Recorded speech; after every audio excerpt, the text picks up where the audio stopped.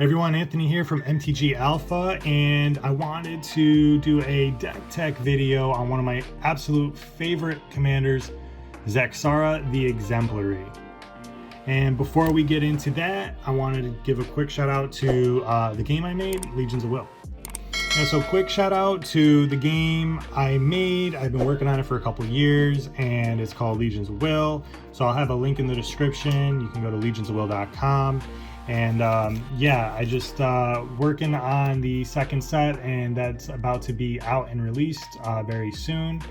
And if you want to try something new, or you want to get some, you know, someone into maybe like a good game nights, like a quick, easy to learn game, yeah, definitely appreciate if you just give it a check it out. You can play for free on Steam through Tabletop Simulator, so all like 500 cards are in there, plus 40 secret rares and all sorts of promos and everything. So yeah, it's called Legions of Will, and the idea is that you have your 3 base cards and you build up your bases with upgrades, and you want to destroy your opponent's bases in order to win. Your units have a will requirement to attack, and that is like sort of a balancing effect. And yeah, all these units make up your legion essentially. There's traps, there's upgrades, and yeah, this is entirely produced by me. It's very indie, very independent TCG. So yeah, if you want to check that out. And you have your 3 base cards here that produce resource. Very easy to learn. Games can go by quick, and there's a ton of cards to choose from. So yeah, I appreciate that. There's a link in the description, and let's get back to the video. All right, so Zaxara the Exemplary, Death Touch. You can pay to, or you can tap it to add 2 mana of any one color, and it costs 4, and it's a 2/3. When you cast a spell with X in its mana cost, you create a 0/0 green Hydra creature token, then put X 1/1 counters on it. This deck is pretty nuts. So we're gonna create a bunch of tokens. We can create very large Hydra tokens that have very large, very high like power and toughness, and yeah, it's essentially what it does. We go wide and we can just play a bunch of X spells. So there's going to be a lot of ways to generate tons of mana and double up on our counters and our tokens. So the only combo I have in this deck that I'm aware of is going to be Freed from the Real, of course. So with this, we can gain infinite mana with this and our commander. So it's a pretty nuts combo, being that we only need 1 card in a deck with colors that makes card draw very easy and practical. And so yeah, what we do is we pay 3, enchant a creature. We can pay blue to tap enchanted creature, or pay blue to untap enchanted creature. So there we go. We enchant our commander, tap our commander for 2 blue. We use 1 of that blue to untap it. So then we can do that infinite times to generate infinite blue mana and infinite whatever other color we want, really. And then we could dump that into our X spells and make giant Hydras that would have infinite power and toughness, really. So yeah, pretty nuts combo. All right, so let's take a look at our artifacts in the deck. We have Mana Crypt. We have Soul Ring, if you have it, add it, Arcane Signet, and Talisman of Curiosity. We have Gilded Lotus. We definitely want to just generate tons of mana as much as we can. And then Elementalist Palette. This is pretty cool. Whenever you cast an X spell, put 2 charge counters on Elementalist Palette. You can tap it to add 1 mana of any color for 3, so that's not bad. But you can tap it to add colorless for each charge counter on it, and then spend it only to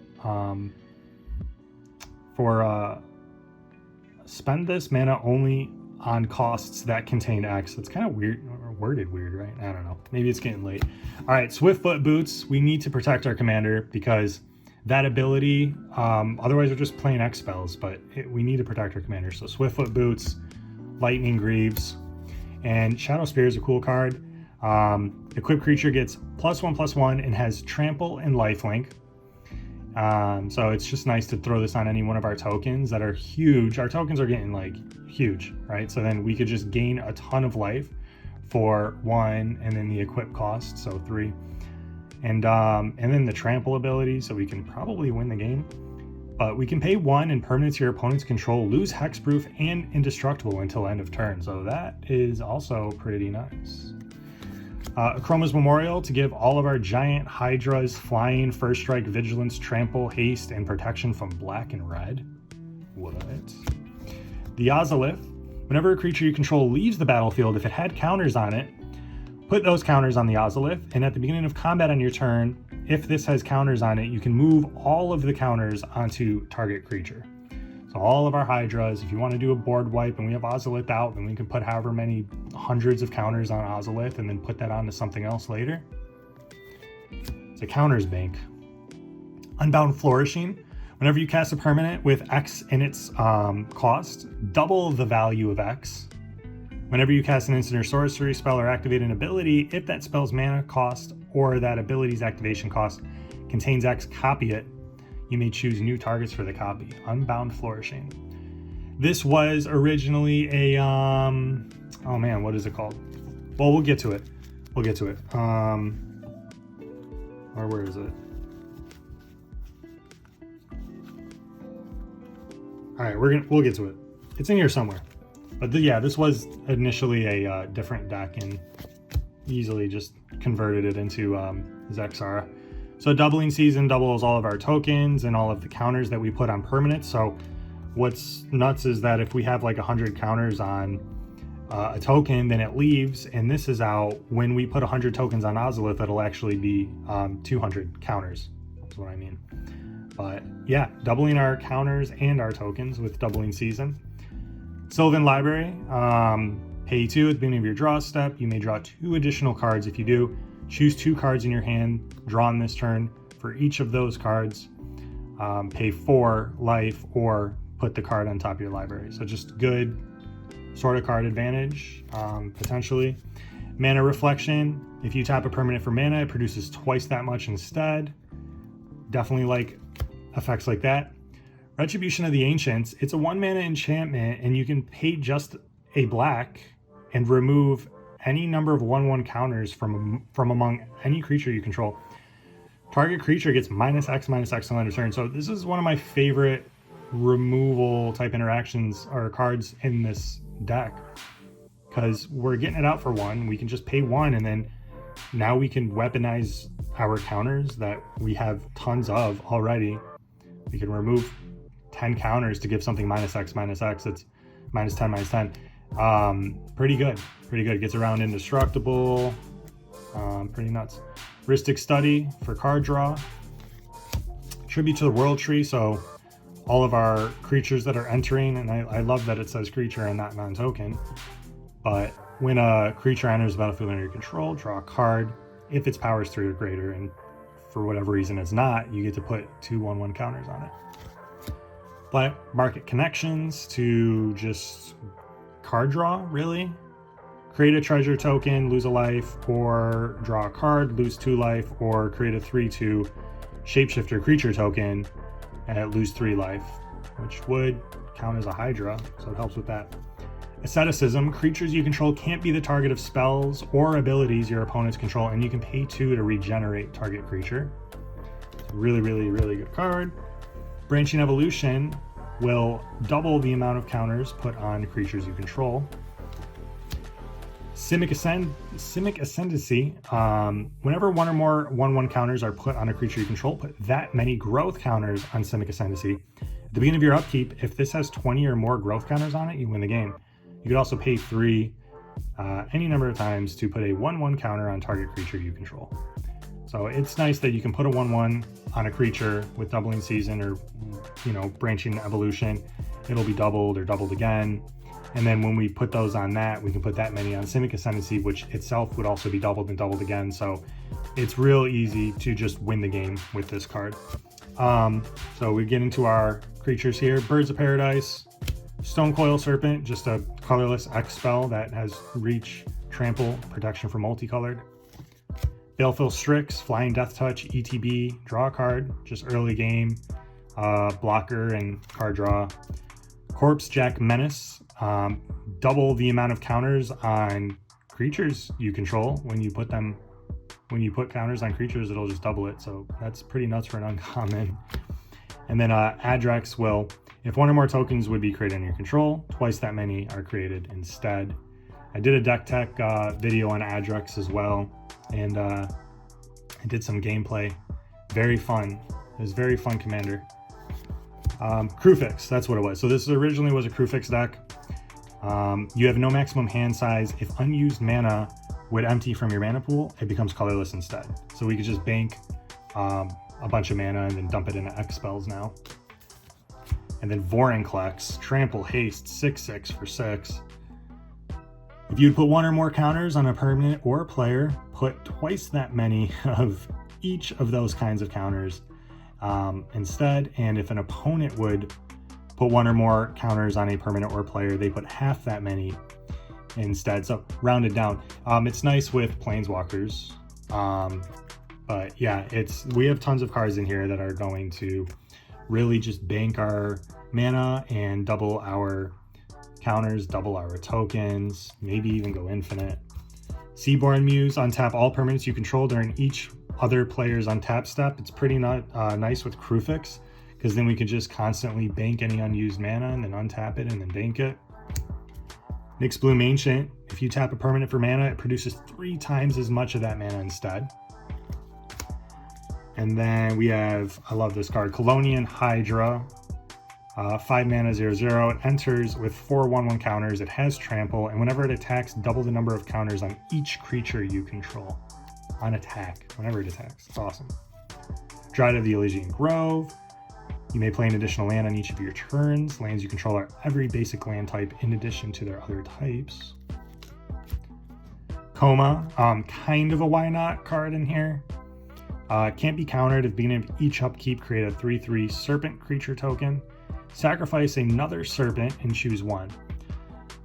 Tap target permanent. Its activated abilities can't be activated this turn, or you can sack a serpent to give Coma indestructible until the end of turn, and it is a 7 mana 6/6.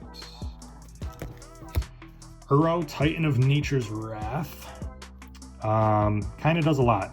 When it enters the battlefield or attacks, you gain 3 life, draw a card, then you may put a land from your hand onto the battlefield. So when it enters, sacrifice it unless it escaped, so it only costs 3, it does all that stuff, and then you can pay 4, exile 5 cards from your graveyard, and then have it enter again as a 6/6 and stay on the board, and then attack to continue to get its effect. Uro's nuts. Uro's pretty cool. It'd be nice actually to have Uro be a commander. That'd be cool. If you play Uro as your commander, drop your deck list in the description. I want to check it out. That would be kind of fun. Vastwood Hydra enters with X, so it's X and 2. When it dies, you may distribute any number of 1/1 counters equal to the number of counters on Vastwood Hydra among any number of creatures you control. Just distribute them all however you want. Primordial Hydra, X and 2 green. At the beginning of your upkeep, double the number of counters on Primordial Hydra, and Primordial Hydra has trample as long as it has 10 or more 1/1 counters on it, which also works really well with Cynic Ascendancy and anything that's doubling our command counters. We can very easily win off of the Cynic Ascendancy's ability. So nice alternate win con there. Voracious Hydra, it has trample, enters with X counters because it's X and 2 green. When it enters the battlefield, you get to choose one. Double the number of counters on Voracious Hydra, or Voracious Hydra fights target creature you don't control. Hooded Hydra, X and 2, another Hydra for X, and when it dies, you create a 1/1 green snake creature token for each 1/1 counter on it. It has morph for 5, and if you play it for its morph and you turn it face up, you put 5 1/1 counters on it. But we're going to pay for its X cost.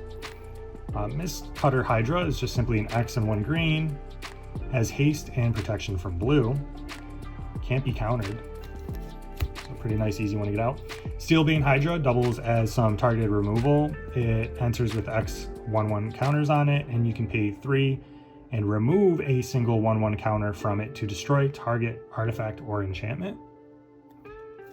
Pretty good. Hydroid Krasis, the best.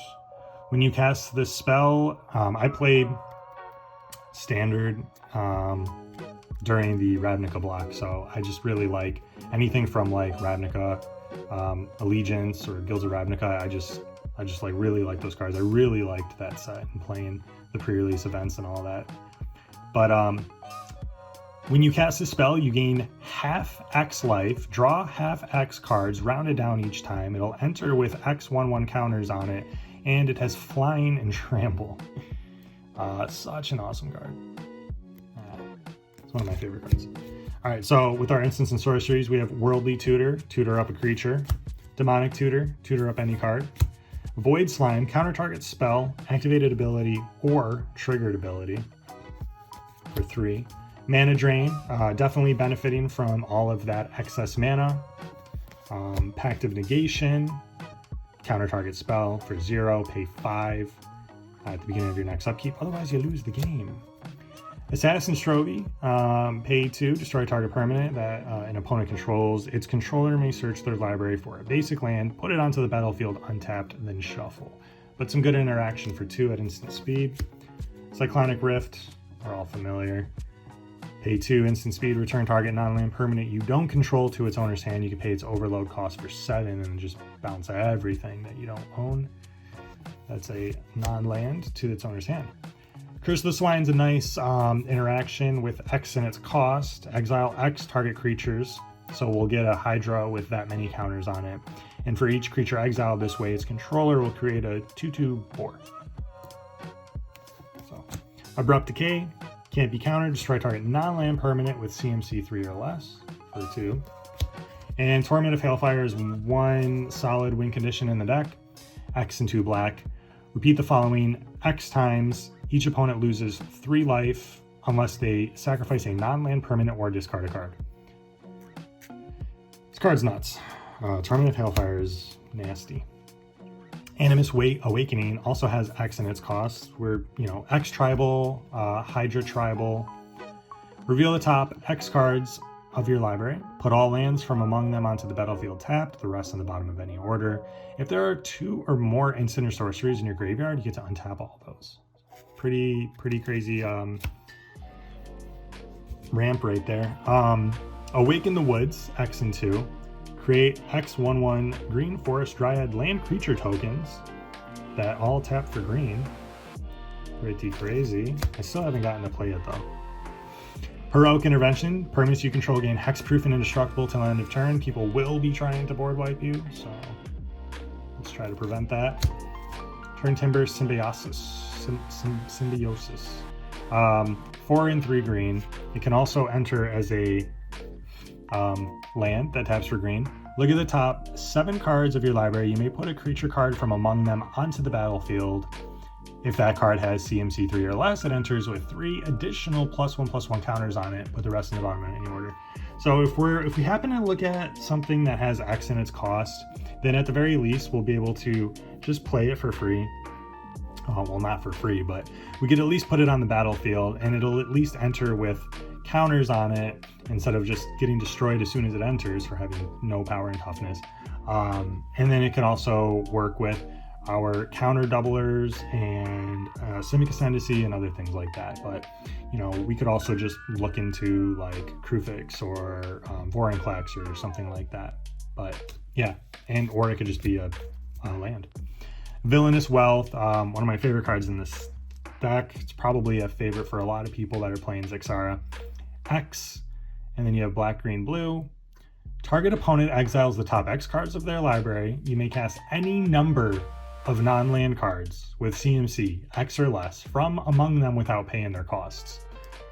Crazy. Super fun card. We have some ramp stuff here. Sky Shroud Claim. Search for 2 forest, put it on the battlefield untapped. We have Green Sun's Zenith, another X spell. Search your library for a green creature with CMC X or less, put it directly onto the battlefield, shuffle. And then this also gets shuffled into your library. Not bad. And then Green Sun's Twilight. X and green.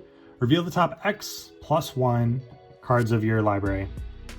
Choose a creature card and or land card from among them. Put those cards into your hand and the rest on the bottom of your library in a random order. If X is 5 or more, instead put them directly onto the battlefield. Pretty good. Sail into the West is a new card, and I do like this card. So it's a 4 mana instant speed. So you start by choosing Embark or Return. If Return gets more votes, each player returns up to 2 cards from the graveyard to their hand, then you exile Sail into the West. But if Embark gets more votes or the vote is tied, each player discards their hand and draws 7 cards. So in a 1v1 game, you want a wheel. That's why I have it in here. So for 4 at instant speed, I'm going to choose to Embark.